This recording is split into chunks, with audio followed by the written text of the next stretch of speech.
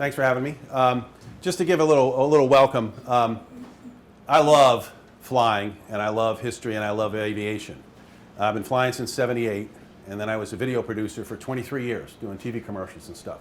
So flying movies are even higher on my list of things that I'm interested in, hugely.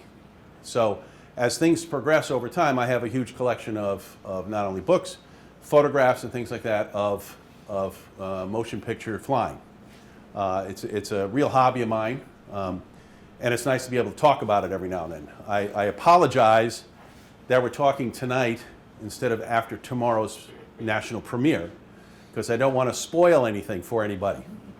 But there will be one spoiler. I know some people know the story of Devotion and Hudner and Brown. I'm only going to go into that a little bit to give you a background for those who don't know. My whole presentation is more about how they dealt with the flying scenes and making this all work in today's environment.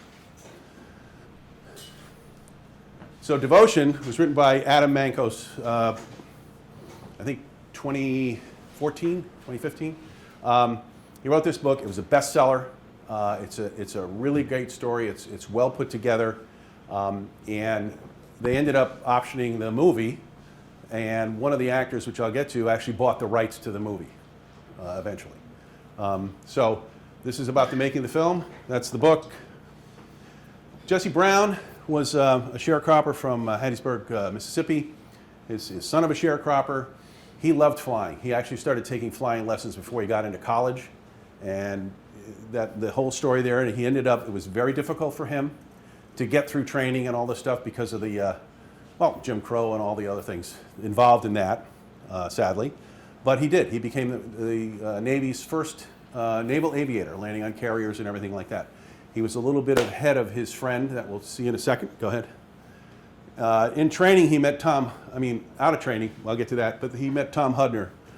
Thomas Hudner, who one of my friends here knows his son very well, was from Fall River, Mass. They owned a chain of Hudner grocery stores throughout Massachusetts, Rhode Island, or whatever. So they were pretty well off. Went to prep school, all the stuff, graduated from the Naval Academy. Goes into flight training and ends up in a squadron, click the page, on VF-32, based at Quonset Point, Rhode Island. So it's fairly close to us. That's where they met. Their families, their wives got together all the time. They were flying Bearcats out of there, which is a single-seat fighter. So they became quite friendly. There were people in the squadron who weren't happy that Jesse Brown was there. Now, Jesse was just ahead of him in training, so technically he was a superior, even though they were both ensigns at the time. VF-32 is a Navy designation for a fighting squadron 32. Go.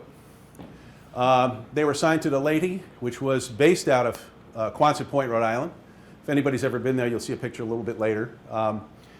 And they went to the Mediterranean for a cruise.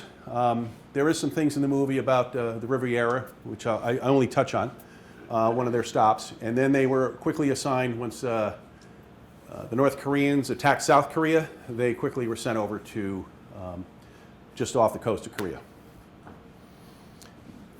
They go through combat. Not a lot of aerial combat at all, mainly ground attack support for the ground forces. At this time, December 4th, 1950, there was a big attack at the Chosin Reservoir, and it was cold, it was winter, snow, it was just awful. So they were constantly up there supporting our troops who were being overwhelmed. They were up there with a flight of 5. Jesse got hit, and he had his engine conked, and he put it in the snow. It was about 9 feet of snow is what they said, but I don't know. But this is a painting by Mike Hall of this incident. Jesse's trapped in the airplane, couldn't get out. They could see he was alive, couldn't get out of the airplane. So Hudner, his best friend, decides to belly his plane into the snow to try and get him out of there. There was no way to get out. Okay, so he's bellying this airplane in, and this is a capture of this image. For those of you who know me, I've been involved in the Corsair for a long time. I pulled the one off the pole in Stratford. We were restoring one down there. I was also instrumental in having it named the official aircraft of the state of Connecticut. So I always wanted an art print of a Corsair on my wall. And there's lots of art prints out there. Some of them are pretty expensive. This one came out about 5 years ago. And as soon as I saw it, I said, that's the one I want because it tells a story. So this is proudly hanging on my wall with both their photos and Navy wings. It's a fantastic image. So he crashes. Now, the movie, what happens, I'll tell you because some of you might already know. They can't get Jesse Brown out of the airplane. The helicopter comes, a Sikorsky HO-3S, lands, they get a fire axe, they can't get him out of the airplane. He's fading. They end up having to leave him, and he passed away. They came back the next day and napalmed the aircraft to burn it all up. So they could not get him out. I think they were about 60 miles behind the enemy lines, so there was no way they could get him out. And it was getting dark, and they couldn't stay, and he was fading. So that's the story. And Hudner was awarded the Medal of Honor for his actions, trying to rescue his friend. So the movie comes out tomorrow, and that's why I just spoiled the whole thing for you. So now you don't have to go. But like I said, my interest is in the film. They purchased the Sony, Columbia, and Black Label Media are the ones who put this together. The rights were sold, the script was written, the studio backing, the budget was $90 million for this, which they were very happy about because it let them get real airplanes instead of digital ones. J.D. Dillard his father was a Blue Angel. He was a Navy pilot, and he's the director on the left. And actor Glenn Powell, who if you saw Top Gun Maverick, he's Hangman in that, okay? He actually bought the rights for the book. So he ended up becoming an executive producer. So he had his hand in it, quite a bit. Eric Messerschmidt was director of photography. And when you're dealing with airplanes and filming things like this, you also have an aerial cinematographer.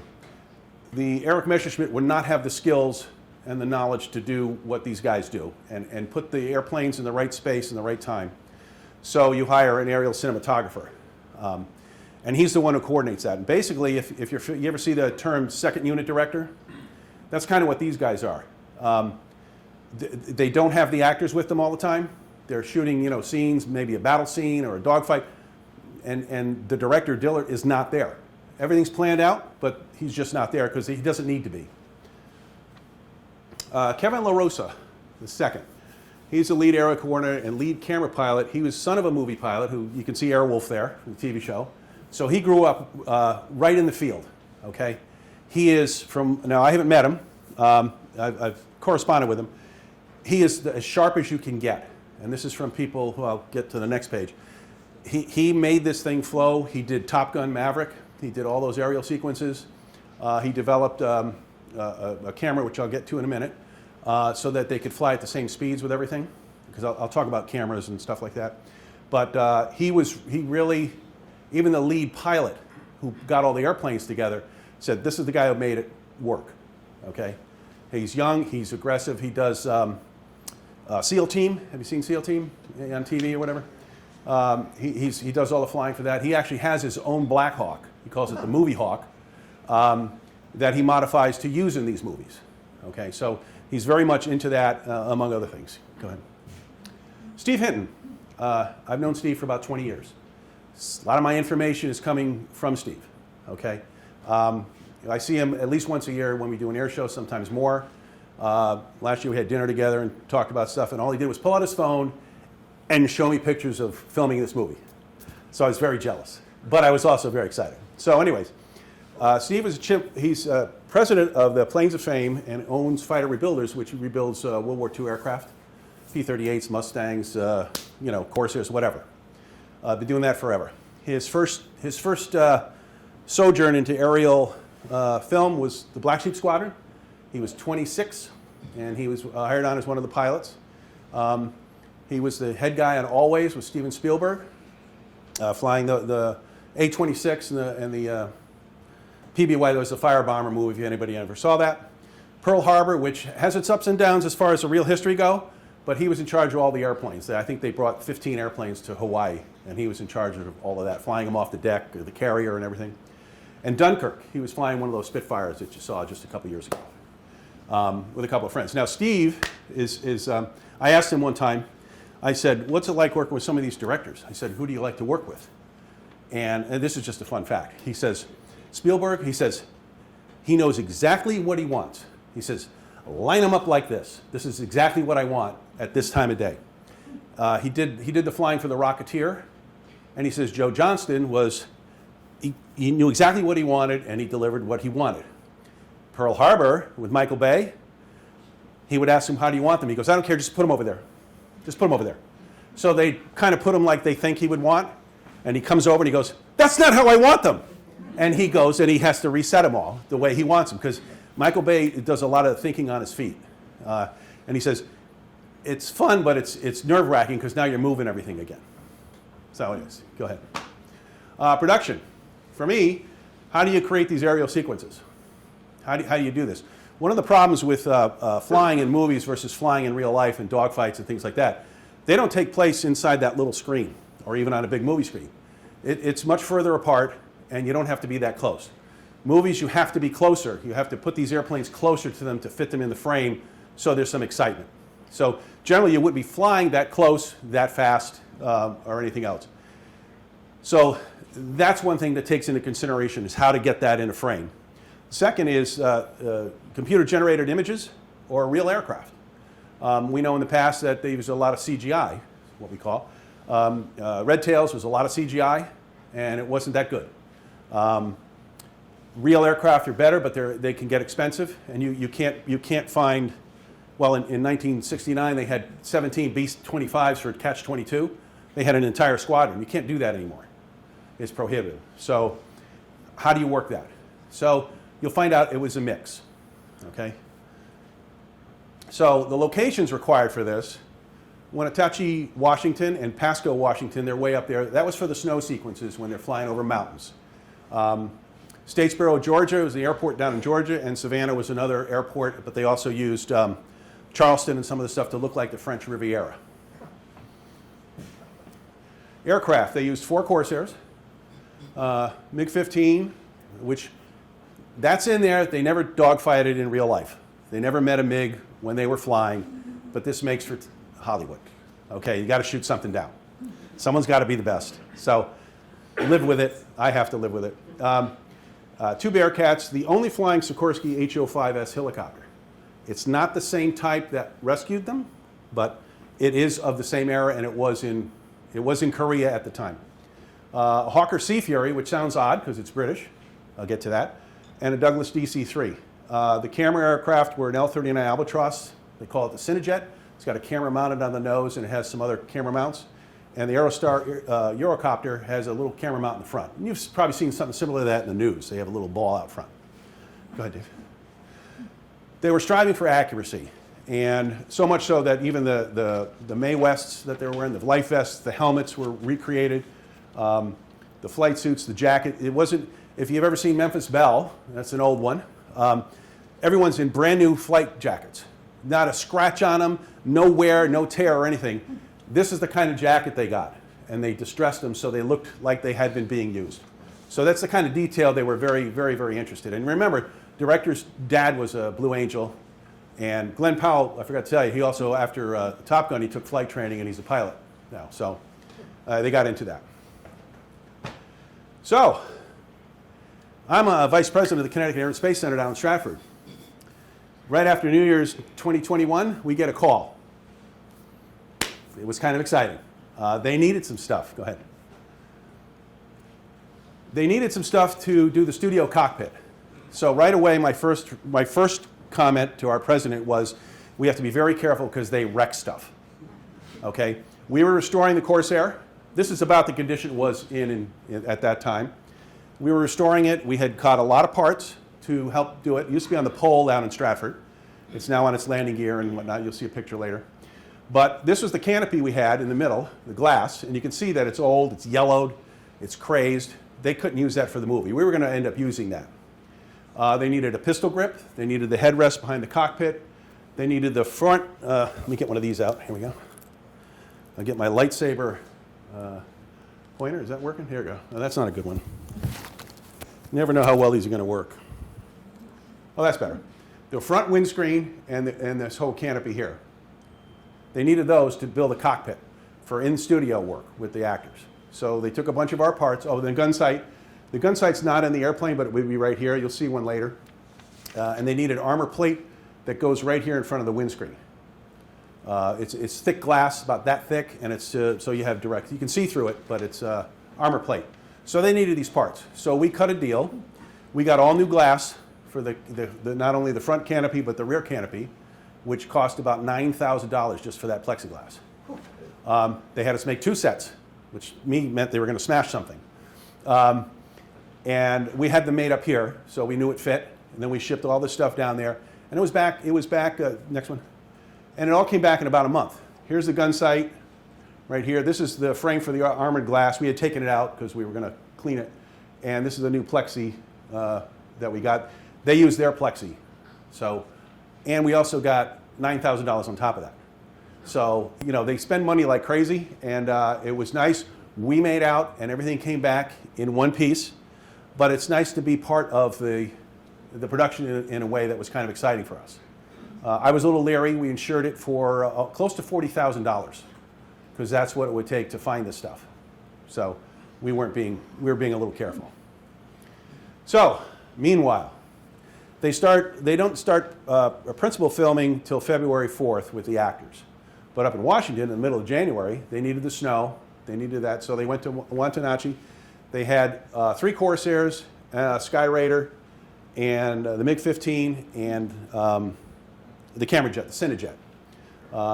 If you notice, this Goodyear, that's actually a Goodyear-built Corsair, just so you have an idea. And those are the people on it. The 7, it was actually a Dash 4 that they used in Korea. The 7 looks just like it, and the Sky Raiders. So they only had 4 airplanes up in Washington to shoot these scenes in the winter. Go ahead. The Cinejet, this is Kevin here, and this is a cinematographer. They have this whole nose section can come off and get bolted on. And this camera can swivel 360 degrees, tilt up and down, follow anything around. They brought a spare jet just in case they had to swap it out for some reason, so they always have it. And this, one of the things that's important about this is it's gyro mounted, but this jet, when they developed this, having it on the nose is quite different. A lot of jets had a periscope so that you could shoot for years, and they'd shoot down through a periscope, but you couldn't get straight forward without getting the airplane in. So Kevin, along with a couple of developed this. Now you can fly at speeds that the Corsair and the jets can fly at. The problem was in the old days when you had a piston engine airplane, it's usually slower than the fighters, or if you're using a helicopter, the flaps have to come down. So if you look at some of the older movies, the flaps are down, which they wouldn't be in combat. So this allowed the jet to fly at those speeds and not have any vibration or anything else. And the cameras have gotten smaller, and they shot this in IMAX. So it's amazing what they can do. You can see how close they are. Here's the camera. It's shooting up, and you couldn't get that close to do that. So he should be doing his work. That's the cinematographer. And you notice the shielding they put here so he can actually see. He's in the back running the camera with a screen. Kevin's up front flying. But you can get shots like this, flying right next to it like you were on the ground and standing next to it. Next. The other cameras they used, the Planes of Fame Corsair, they had 8 camera mounts in this that they came out months before and figured out and developed and worked with Steve Hinton on where they could be mounted. And you can see 2 right here up on the nose. And that's Steve actually flying the plane. They also mounted one in the back. They can mount them on the rails, the rocket rails on the aircraft. And there's also underneath the middle of the belly, there's a location where they can put it. They could shoot forward or shoot the landing gear coming down. So you can actually get some really neat shots. Next one. And this is the tail camera. There's a small tail cone that's just a little circular, semicircular thing. And this is mounted down. You can see that this is another gyro. And that could also go 360 degrees. It's radio controlled. You can see the radio box right here. So they can control that. So Steve did most of the flying with that and getting really good shots. You can see that could go forward and watch the tail gear and the hook come down and all that kind of stuff. This is one of those shots from the wing rail. And you couldn't get that from the Cinejet. You could do it digitally, but this is actually real stuff. So that's kind of cool. So it's cold and snow up there. That's what they needed.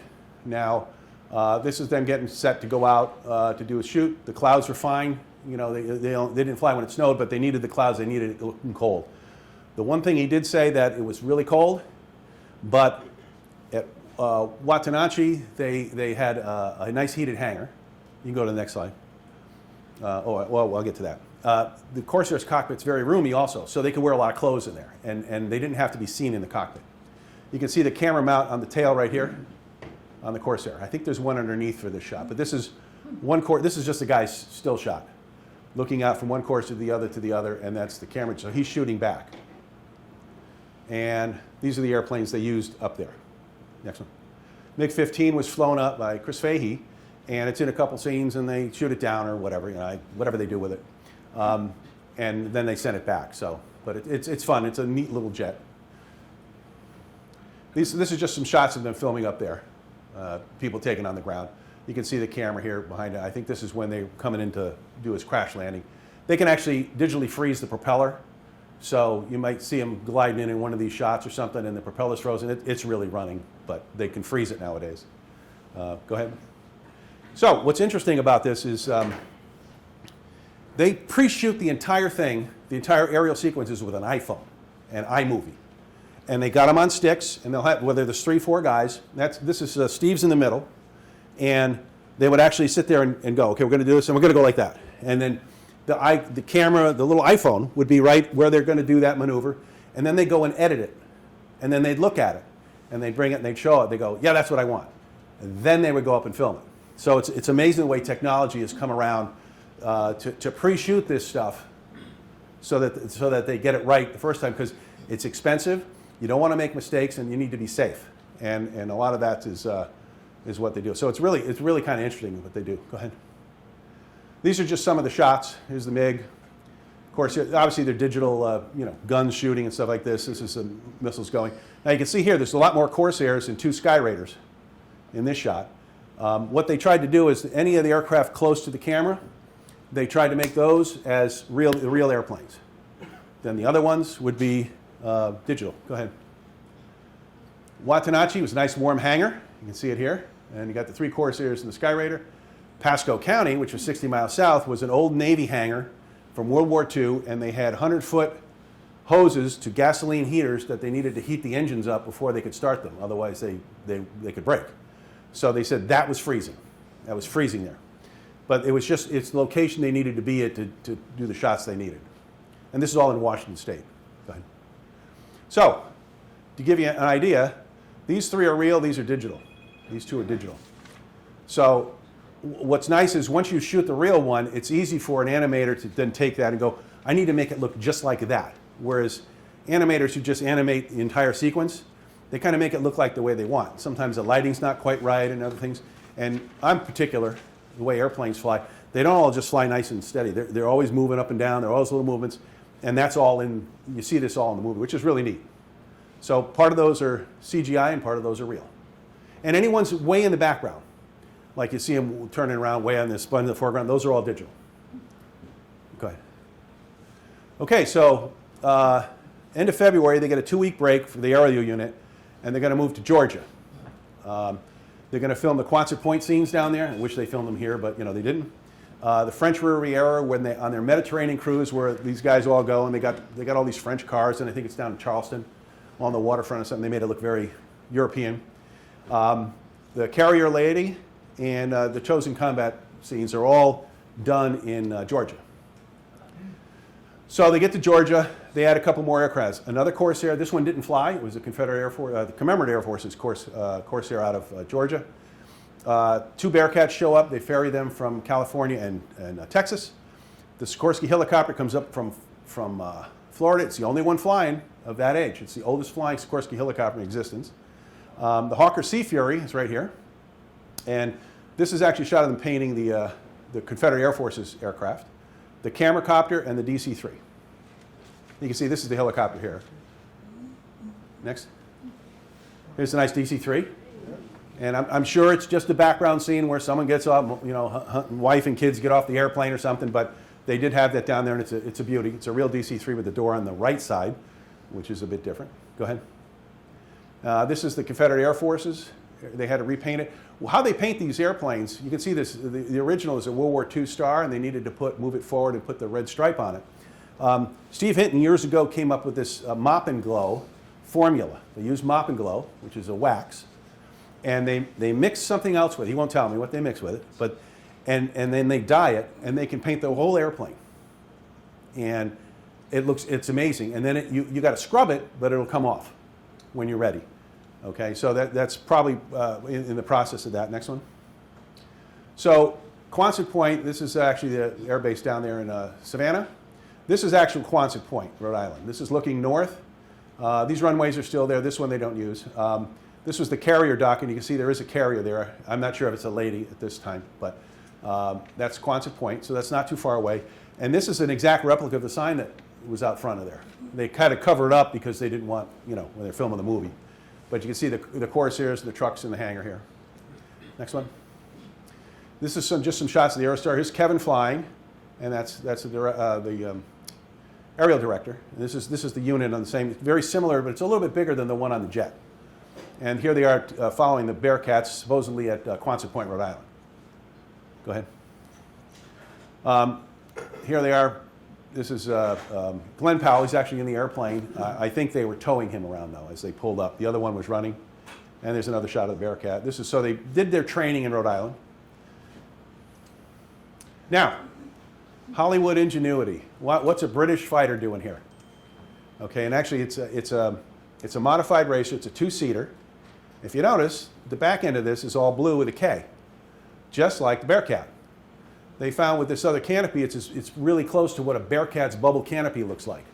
So Steve actually came up with the idea. Steve Hinton came up with the idea. He says, well, let's put the cameras in there and face the actors backwards and paint the tail.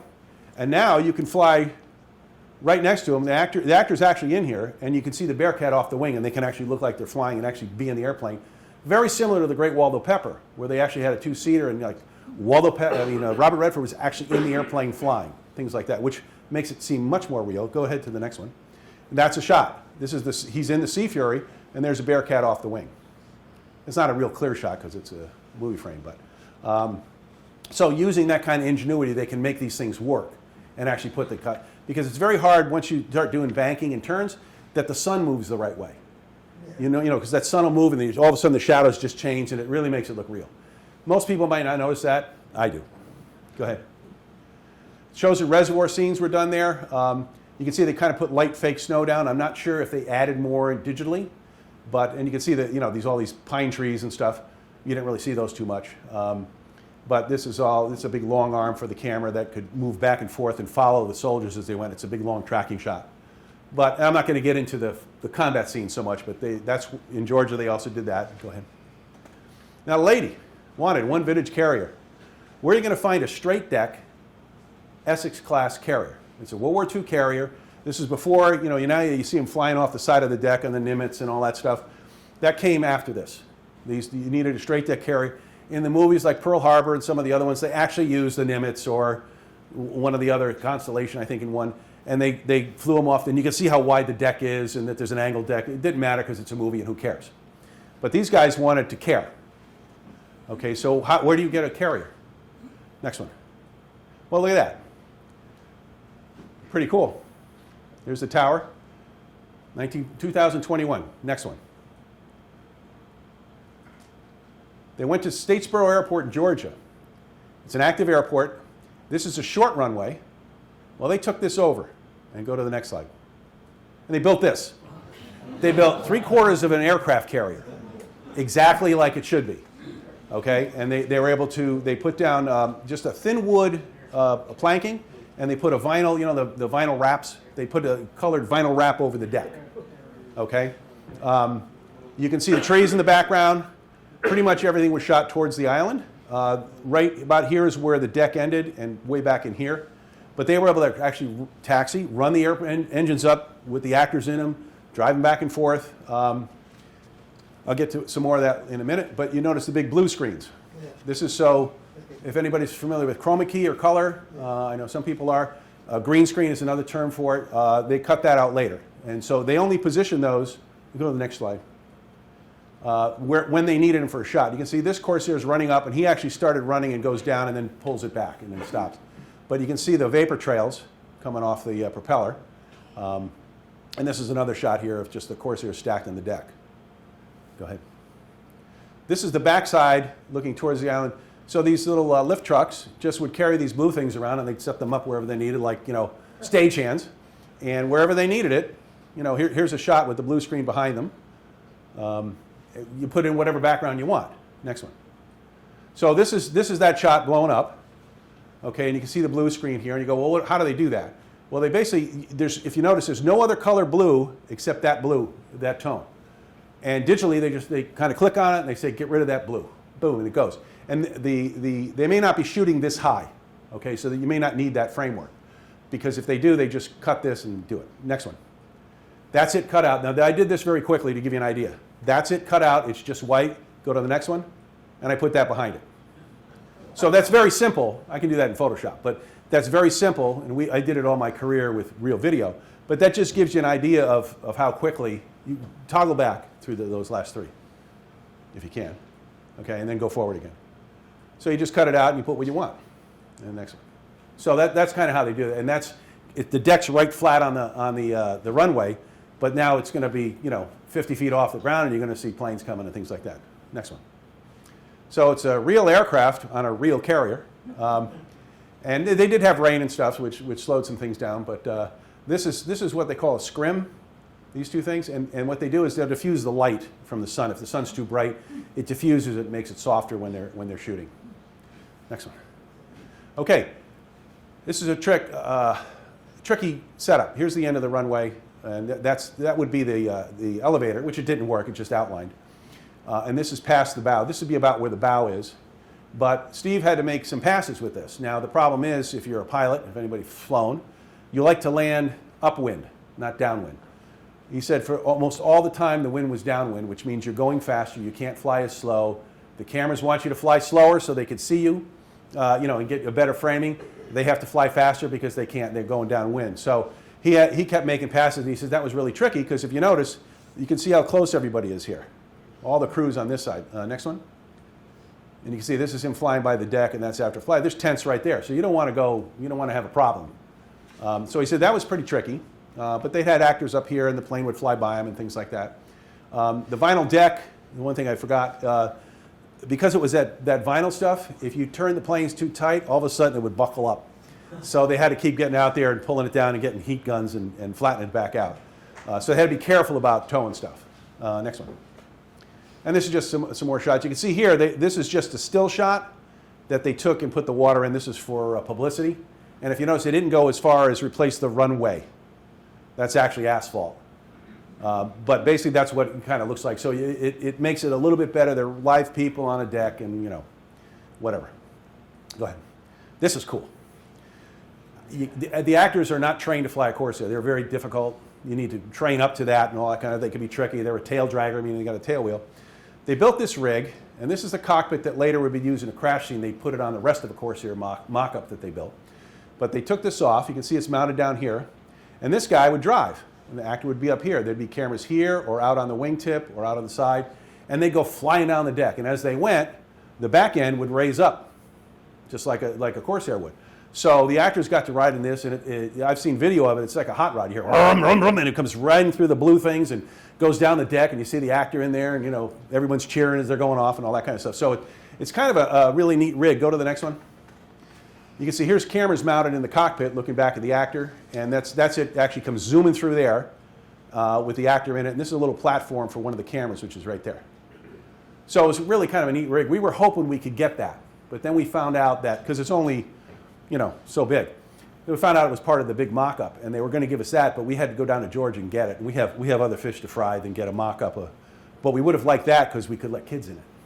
But anyways, so the camera placement, they have two cameras. One's close-up, one's more of a wide shot.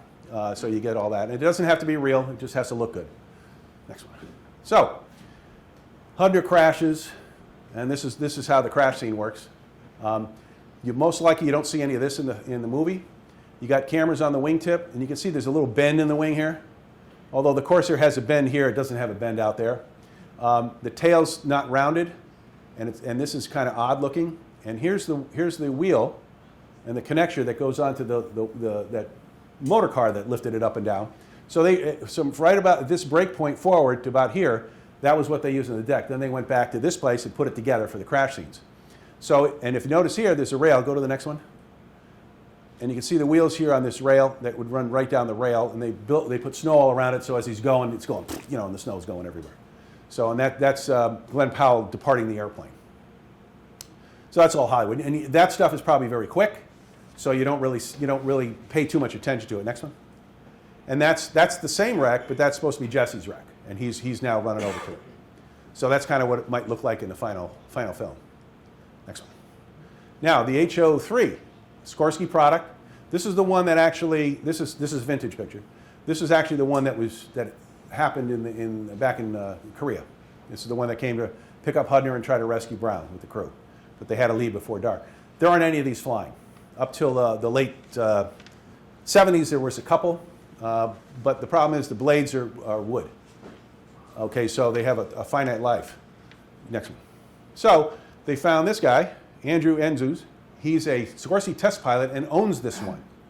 Yes? There's a D before the U.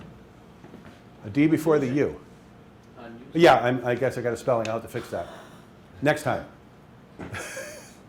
But he's a test pilot, and this is the oldest flying Sikorsky. And the reason is the blades almost have an unlimited life. They're the first metal blades, and they've got almost an unlimited life compared to other helicopter blades. So he has a bunch, and he flies it. But he's based in Florida, so he only brought it up to Georgia. And you can see this pitiful amount of snow for Georgia. But you don't know what they're filming here, and they may add some more. But they use that for the rest. Here it is on the deck. And here they've already cut out, the blue screen's been cut out, and then there's the sky and the water. And that's actually him getting in the helicopter. So he got to fly it for the movie. Same era, but not the same helicopter. So that's pretty much it. It opens tomorrow. I don't know anything about it. I'm going to give this talk down at the Connecticut Air and Space Center sometime in January, and maybe things will change by then. We'll see how it goes. Go to the next one.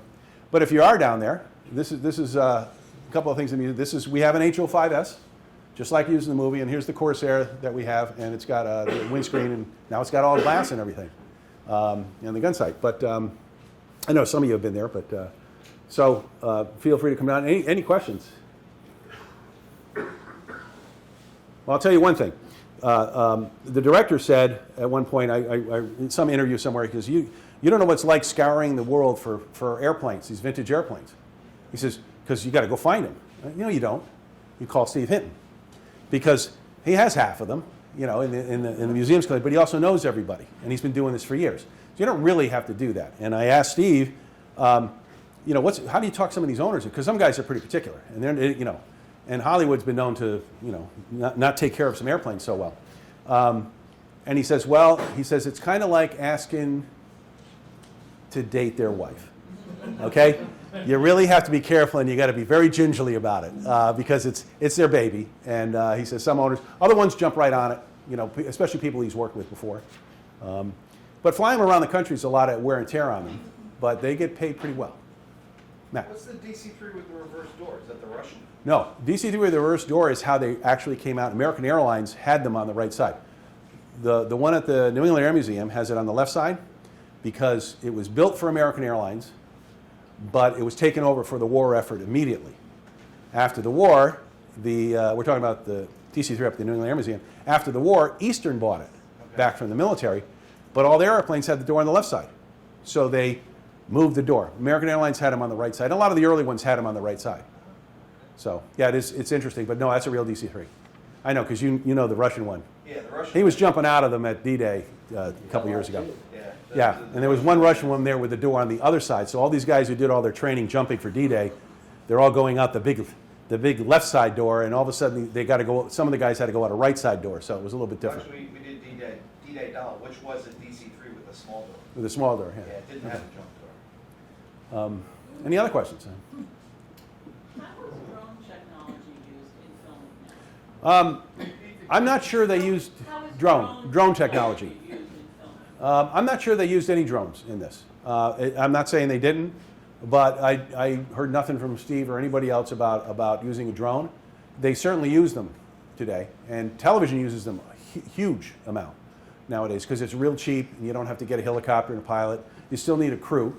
Because most of the drones, so you know, if you're professionally doing a drone, you usually need a team of 3. You have the operator, you have a safety guy, and you have one other guy who's overall checking the scene. So it's not just I'm going up with my little drone and make a lot of money. You got a team with you, so it costs money to do it really professionally, especially for the movie, car ads and things like that. Yes?